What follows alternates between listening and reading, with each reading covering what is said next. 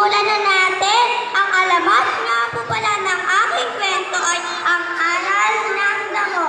May anghel na galing sa langit na nagbisita upang tiyakin kung tunay nga lahat ng nilalang sa kagubatan ay nasisiyahan.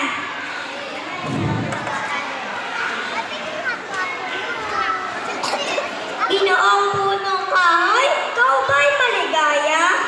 Tanong ng anghel, hindi ang sagot sa tinig ng walang sigla. Sapagkat ako'y walang bulaklak. Ang anghel ay nagpunta sa bulaklak upang magsiyasat. Binibining bulaklak, ikaw ba'y maligaya sa iyong paligid? Hindi ako maligaya sapagkat ako'y walang halimuya. Tastan mo ang kardinal sa banda roon. Siya ay umukukol sa lakas ng amihan.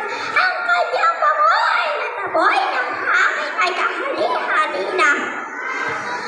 Ang anghel ay nagpunta sa gardenia upang mabatid ang damdamin nito. Anong masasabi mo sa iyong halimuya? Ako'y hindi nasisiyahan. Wala akong bunga. Naiingit ako sa saging. Iyon, siya ay natatanaw ko. Kanyang mangpiling ay hinog na. Ang anghel ay nagpunta sa saging at nagmagandang araw.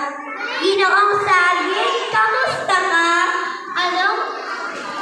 Ginoong saging, kamusta ka? Ikaw ba'y maligaya? Hindi ako maligaya sapagkat mahina ang aking katawan. Hindi malakas ang nasa tulad ng nasa Nara. Pag malakas ang hangin, lalo't may bagyo, ako'y nababalik. Nais ko sanang matulad sa Nara. Ang anghel ay nagpunta sa Nara at nagtanong, Anong masasabi mo sa iyong matibay na puso? Sa ganong ako'y gusto ko po ang isang damo. Ang kanyang mga pilik, ang kanyang mga dahon ay matutulis. Ang mga ito ay nagsisilbing proteksyon, pakli ng Nara. Ang anghel ay nagpunta sa damo at nagmagandang araw.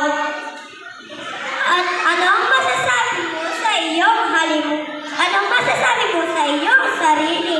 Masaya ako, sagot ng damo. Ayaw kong mamulaklak, walang kwenta ang bunga. Ayaw ko rin ng matibay na puno. Gusto ko ay ako, hindi na